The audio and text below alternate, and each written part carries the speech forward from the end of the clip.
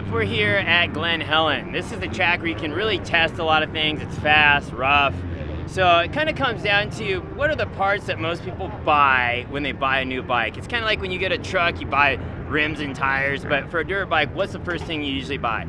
It's usually bars, pegs, exhaust. Those are the things that usually bolt on, but does it really change the bike? That's what we're gonna do today, okay? So we have a new KTM 450 here, and we're gonna run the stock exhaust against the FMF exhaust, because this is probably about $1,000. When you throw an exhaust system on your bike, you're spending an extra $1,000 on top of what you already spent for the dirt bike. And the bikes are coming so good stock now, but let's do a real test. Let's see the difference here. That's what we're gonna do today.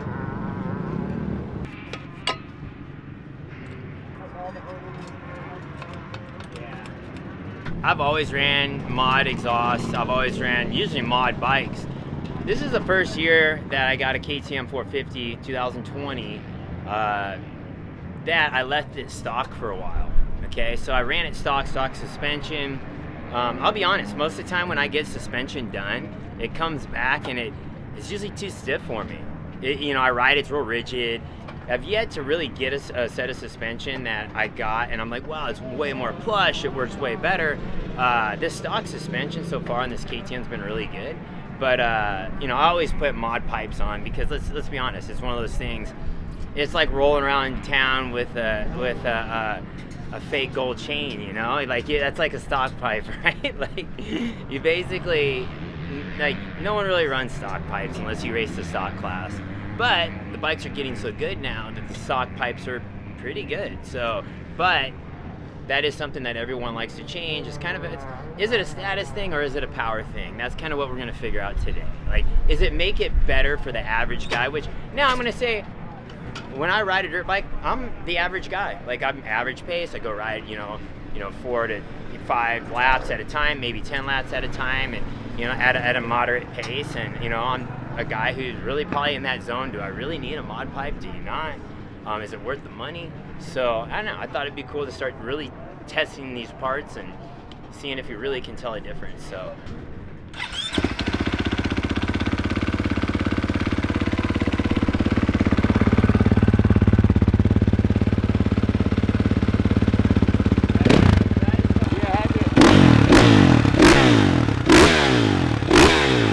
Run. Give her a run. Right through the pits, it may not sound as aggressive.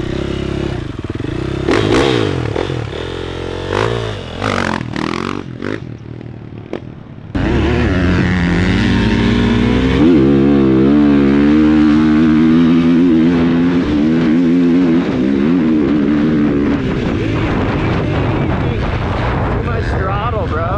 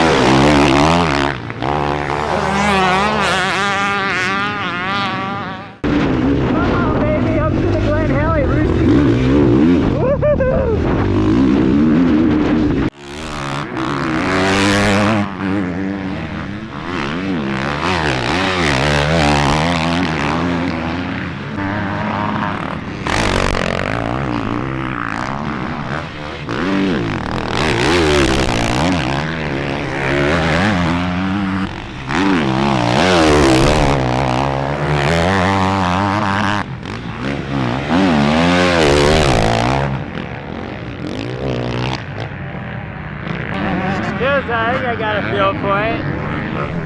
Time to go try another pipe before I wear myself out.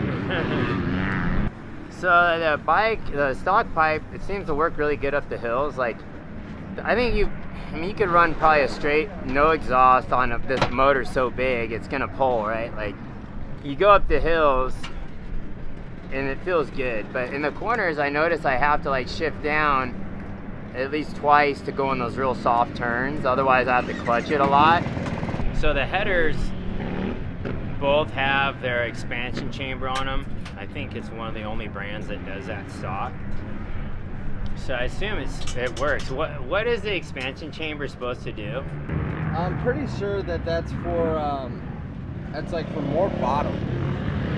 They give it like a straight pipe will give it more of that top end, where that expansion chamber like allows it to have that grunt. You know, it creates more back pressure. You know, I guess it's human nature. A lot of people do stuff just for the looks, right? So, and I know the stock pipe generally looks kind of dorky in motocross, so it's always had that era of mystique. But so we're gonna go out and try the mod pipe now. We got the mod FMF header and exhaust. The track is getting pretty dry and rough, but we're gonna go find some smooth lines, the vet lines. Anyway, we're gonna go try these out, see if the power is any different at all, see if you're getting your money's worth when you're buying. See, this homie's running stock. See, look at this dude's style right there. He's holding it down. He's got stock pipe silencer. Anyway, let's go see. Let's go see if we got our money's worth this FMF exhaust. Stock versus modified. Just the noise. It is louder. It's more we got the cool factor handled now, because if you're in the pits and you like, say you brought your girlfriend to the track and you unload your bike and you're that guy that has to go with the 4-stroke that you really don't need to be doing, because all I'm doing is ruining the valves in the bike. But it does sound cool, so we got that base covered.